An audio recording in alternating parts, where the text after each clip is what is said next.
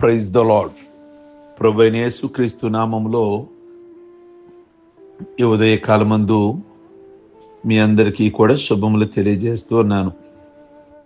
ఈ ఉదయకాలమందు మోషే అన్నయ్యన అహరోను గురించి మీ ముందుంచాలని ఆశిస్తూ ఉన్నాను. ప్రార్థించిన యాజకుడు అహరోను. అహరోను యాజకుడు మాత్రమే కాదు, ప్రార్థనాపరుడు, ప్రార్థించిన యాజకుడు. 99వ కీర్తన 6వ వచనములో ప్రార్థించిన వారిలో మోషే ఉండెను, అహరోను ఉండెను, సమూయేలు ఉండెను అనే మాట అక్కడ మనకు కనబడుతుంది. ఇశ్రాయేలు ప్రజలను ఫరో చేతిలో నుండి విడిపించుట్లో మోషేకి తోడ్పడిన భక్తుడు. ప్రార్థించే వారికి ఉండే ఓర్పు, సహనము, వినయము, లోబడే గుణములు కలవాడు. ఈ అహరోనులో ఆ లక్షణాలన్నీ కనబడతాయి. ఓర్పు గాని, సహనము గాని, వినయము గాని. మోషే ఇశ్రాయేలీలను ఐగుప్తు నుండి విడిపించుట్లో మోషేకి సహకారిగా, చాలా గొప్ప సహకారిగా నిలబడిన పాత్ర అహరోనిది అని మనం చెప్పొచ్చు. దేవుని కృప పొందుకోవటంలో అహరోను అగ్రగణ్యుడు అని చెప్పొచ్చు. మోషే భక్తుడు అహరోను కొరకై ప్రార్థించాడు.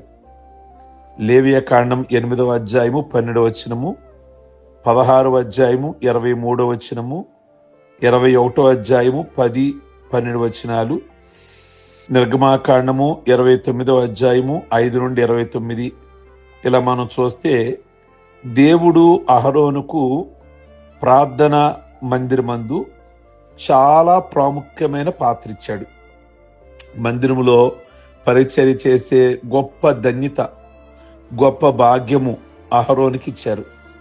అంటే మన వాళ్ళు ఎలా చూస్తారు అంటే, ఆ మందిరంలో పరిచర్య భాగ్యం ఉంటే ఏదో అందరూ కూడా అఫీషియల్స్ మనం ఏదో చేస్తున్నామంటే తగ్గించుకొని అనుకుంటారు. కాదు, మందిరములో పరిచర్య చేసే భాగ్యము అందరికీ రాదు. అది కూడా దేవుని యొక్క ఏర్పాటు కలిగిన వారు మాత్రమే దేవుని మందిరంలో పరిచర్య చేసే వంతు దేవుడు ఆ గుడారములో అనుగ్రహిస్తాడు. వారు స్త్రీలు కావచ్చు, పురుషులు కావచ్చు, యవనస్తులు కావచ్చు. గమనించండి, అంటే దేవుని మందిరములో నీకు ఒక పరిచర్య ఉంది అంటే దేవుడు కలగజేసిన భాగ్యం. అందుకే దాన్ని చాలా జాగ్రత్తగా సేవకుడిని మెప్పించడానికి మనం చేస్తున్నాము అంటే ఎప్పటికీ దీవెన మనకు కలగదు. ఎప్పుడూ కూడా మనం దేవుని పరిచర్యలో, దేవుని గుడారములో పరిచర్య చేస్తున్నామంటే పైన యజమాని ఉన్నాడు, ఈ రోజు నేను చేస్తున్న పరిచర్య అదుగో చూస్తున్నాడు ఆయన అన్నట్లుగా చేయాలి. అహరోను ప్రత్యేకంగా అభిషేకించుట వలన అతడు తక్కిన యాజక వర్గం అంతటికంటే ఎక్కువైన వాడని మనకు కనబడుద్ది. సంఘమునకు ప్రధానులు, పెద్దలు, అలాగే కోర కుమారులను అహరోనుకు గాని అతని వంశస్థులకు గాని ప్రత్యేకంగా హక్కులు లేవని వాదించిన లేవీలను చేసిన తిరుగుబాటు వలన అహరోనుకు ఎక్కువైన ప్రాధాన్యత కనబడుతుంది. ఈ శ్రేష్టత దేవుడు అహరోనుకు అనుగ్రహించాడు.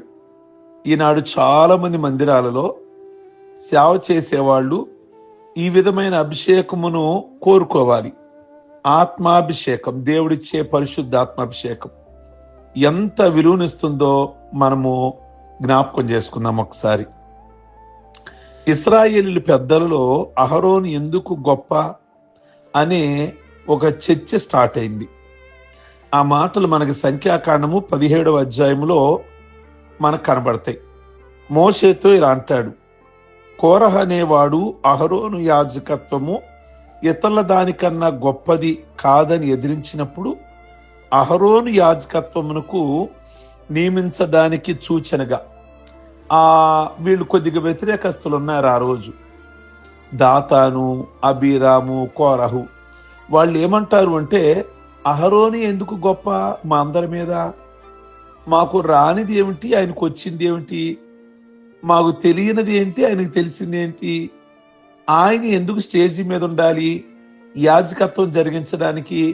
అంతకంటే మాకు ఎక్కువ జ్ఞానం ఉంది కదా, అంతకంటే మేము ఎక్కువగా చదువుకున్నాం కదా, బలి ఎలా అర్పించాలో మాకు ఇంకా అవగాహన ఉంది కదా అని కనుక మేము కూడా యాజకత్వం చేస్తాము అన్నట్లుగా వాళ్ళు కాస్త అహరోను యాజకత్వాన్ని అంతగా అంగీకరించట్లేదు, అంతగా ఇష్టపడట్లేదు. ఆ టైంలో ప్రభు మోషే ద్వారా చెప్పిన మాట ఏమిటంటే, ఇజ్రాయేలీలు అనేవాళ్ళు 12 గోత్రాలు.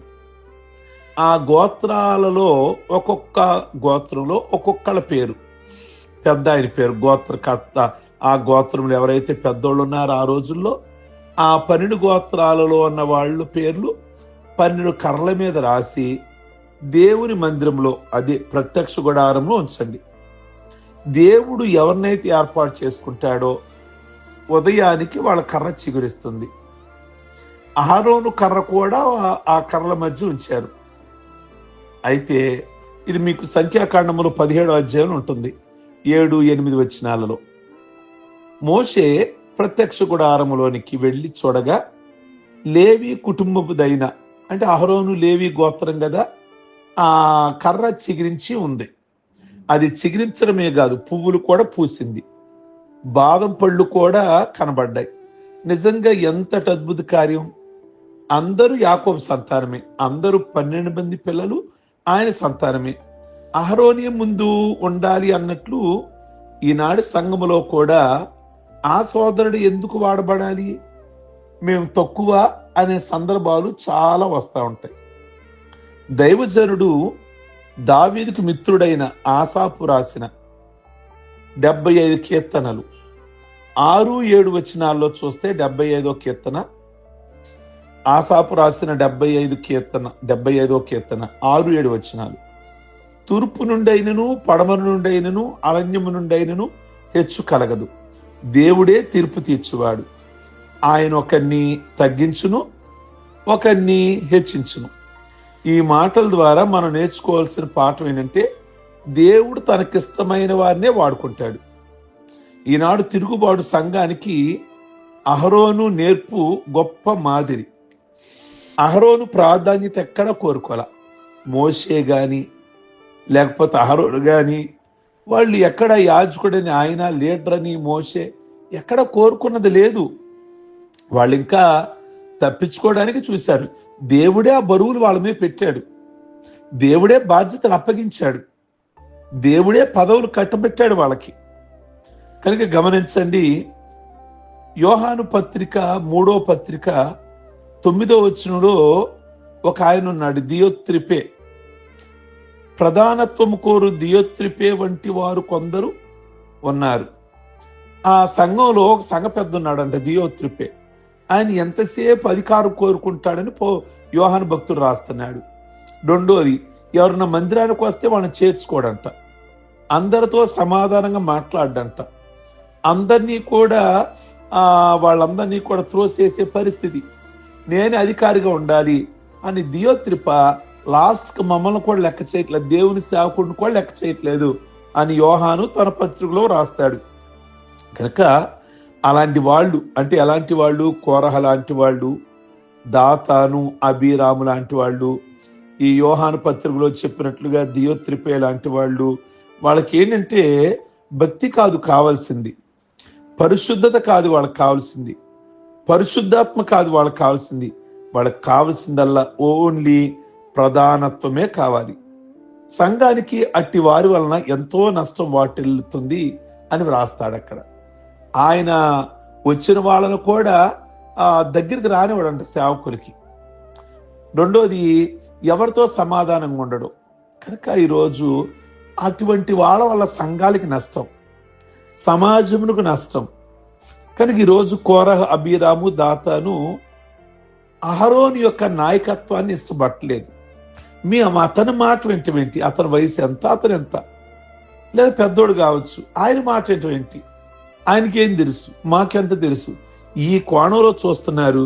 కనుక నీకు అంత జ్ఞానం ఉన్న దేవుడు నీకు పదవి లేదా ఒక బాధ్యత దేవుడు అప్పగించలేదు కదా, మరి తీసుకెళ్ళా బాధ్యత అహరోనికి అప్పగించాడు కదా. దేవుడు ఎవరి చేతుల్లో బాధ్యతను పెట్టాడో వాళ్ళ మాట మనం వినటం విధేయత. అదే విధేయత అంటే. అదే మనకు ఆశీర్వాదం. దేవుడితో వాదించలేం కదా. వాళ్ళకి ఎందుకు ఇచ్చావు ఆ పదవి? ఆ పదవికి వాళ్ళు అర్హులా? వాళ్ళకంత చదువు ఉందా? వాళ్ళకంత జ్ఞానం ఉందా? గొర్రెలు కాసుకునే వాడిని రాజు చేయటం ఏంటి? ఏమంత చదువు ఉంది? మరి సౌలు కొడుకులైన వాళ్ళు మంచి మేధావులు ఉన్నారు కదా. ఎస్ఐ కొడుకులలో దావీదు అన్నయ్యలు ఉన్నారు కదా.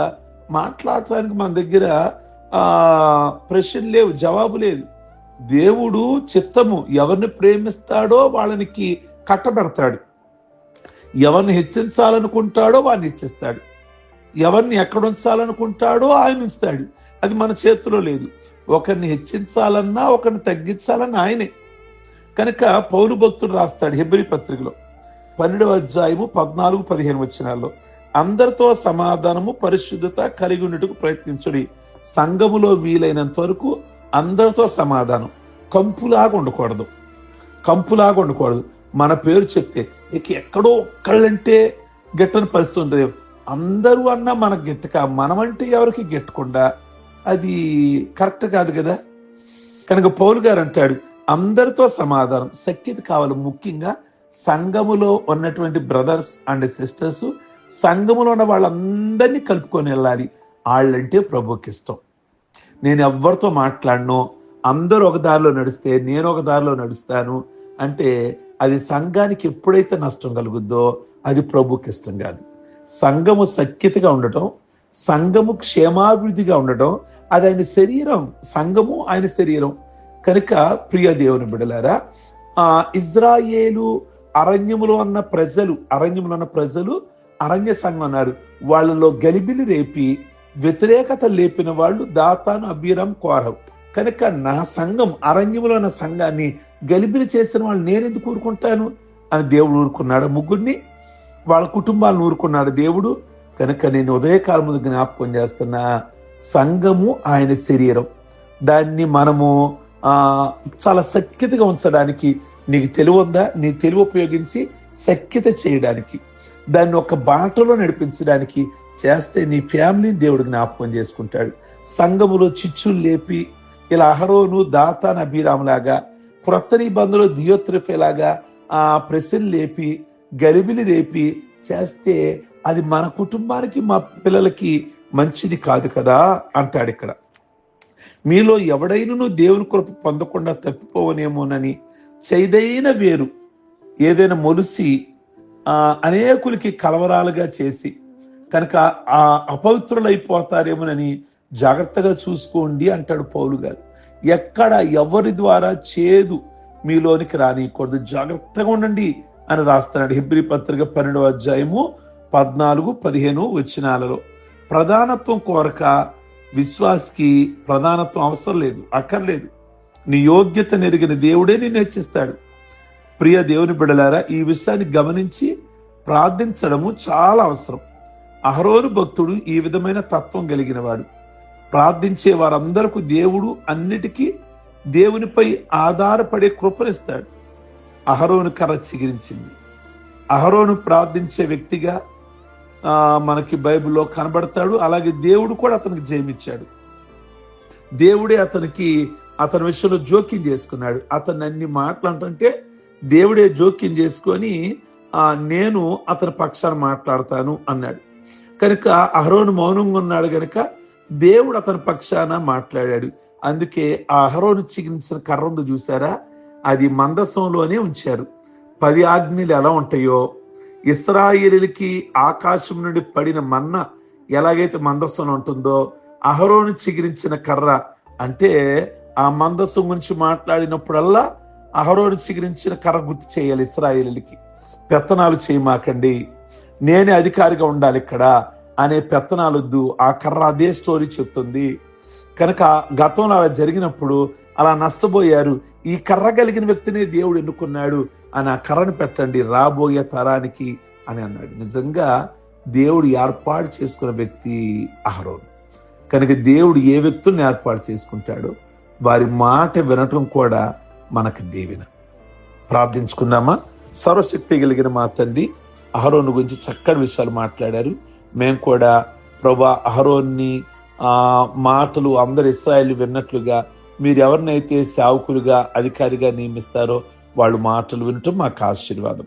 అలాగే ఈరోజు పెళ్లి రోజులు, పుట్టినరోజులు, రక్షణ పొందిన రోజులు చేసుకుంటున్న బిడ్డలందరినీ ఆయుష్ ఆరోగ్యాలతో నింపి వారి కుటుంబాలలో ఈ మార్నింగ్ ఏ సమస్యలున్నా ఏ బంధకాలున్నా విడిపించి మీ గొప్ప దీవెన మీ గొప్ప ఆశీర్వాదాలతో నింపి మేలు చేయమని యేసు నామములో అడుగుచున్నాం తండ్రి. ఆమేన్. God bless you. మీ అందరికీ కూడా మీకు ఈ వర్తమానం దీవెనకరంగా ఉంటే ఫార్వర్డ్ చేయండి, లైక్ బటన్ నొక్కండి, అలాగే అందరి చేత సబ్స్క్రైబ్ చేయించండి, అలాగే కామెంట్ బాక్స్లో మీ అభిప్రాయాన్ని వ్యక్తం చేయండి. Okay, God bless you.